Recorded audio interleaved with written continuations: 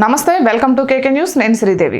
వాలంటీర్లకు CM Jaganmohan Reddy shock ఇస్తే ప్రతిపక్ష నేత చంద్రబాబు నాయుడు భరోసా ఇచ్చారు.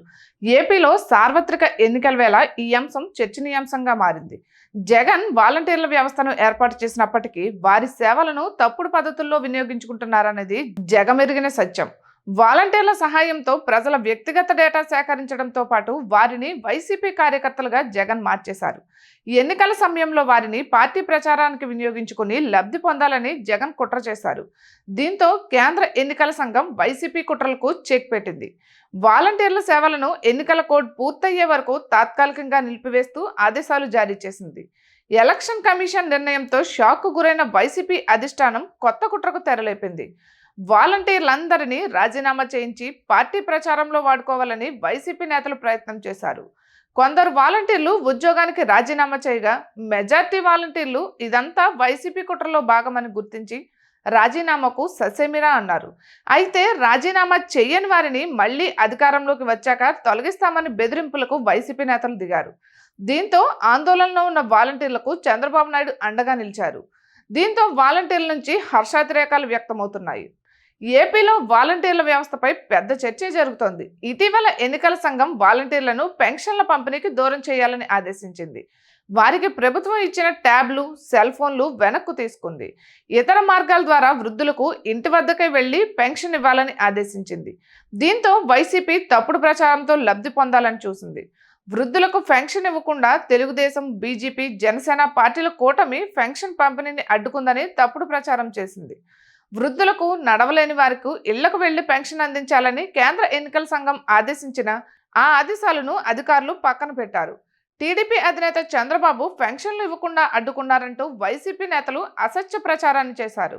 దీనికి తోడు చంద్రబాబు ఫిర్యాదుతోనే సచివాలయం వద్దనే పెన్షన్లు ఇవ్వాలని ఎన్నికల సంఘం ఆదేశించిందంటూ వృద్ధులను మండుటెండలో మంచాలపై పెన్షన్ కోసం తీసుకువెళ్లి ఆ ఫోటోలను సోషల్ మీడియాలో, వైసీపీ అనుకూల మీడియాలో విస్తృత ప్రచారం చేశారు. తద్వారా కూటమి అధికారంలోకి వస్తే వృద్ధులు, పెన్షన్దారులకు ఇబ్బందులు తప్పవని ప్రచారం చేసుకునే ప్రయత్నం చేశారు. వైసీపీ నేతల తప్పుడు ప్రచారం వల్ల పెన్షన్ కోసం మండు టెండర్లో వెళ్లి పదుల సంఖ్యలో వృద్ధులు మరణించారు. ఒక పక్క ఎన్నికల సంఘం వృద్ధులకు, నడవలేని వారికి ఇంటికి వెళ్లి పెన్షన్ ఇవ్వాలని ఆదేశాలిచ్చినా తప్పుడు ప్రచారంతో వైసీపీ లబ్ధి పొందాలని చూసింది.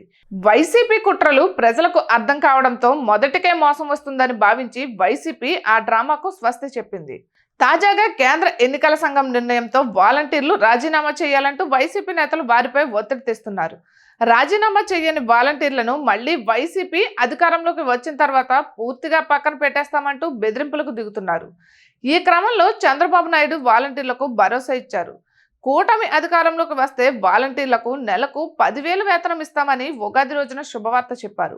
వాలంటీర్లను మంచి పనులకు ఉపయోగిస్తామని, పార్టీ కార్యకర్తల్లో చూడబోమని, ప్రజలకు సేవ చేసే వాలంటీర్లకు తాము ఎల్లప్పుడూ అండగా ఉంటామని చంద్రబాబు స్పష్టం చేశారు.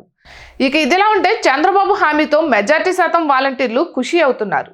ఇన్నాళ్ళు వైసీపీ నేతల పెత్తనంతో తాము అనేక ఇబ్బందులు పడ్డామని, చంద్రబాబు హామీతో కూటమి అభ్యర్థుల విజయానికి తాము కృషి చేస్తామని పలువురు వాలంటీర్లు బహిరంగంగా చెబుతున్నారు. ఈ ఎన్నికల వేళ వాలంటీర్లను అడ్డు పెట్టుకుని మళ్లీ అధికారంలోకి రావాలని భావించిన సీఎం జగన్మోహన్ రెడ్డి చంద్రబాబు తనదైన శైలితో గట్టి షాక్ ఇచ్చినట్లయిందని విశ్లేషకులు పేర్కొంటున్నారు.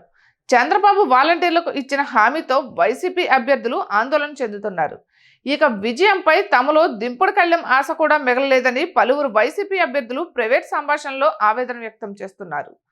ఈ వీడియో మీకు నచ్చినట్లయితే లైక్ చేయండి, షేర్ చేయండి. కేకే న్యూస్ను సబ్స్క్రైబ్ చేసుకోండి.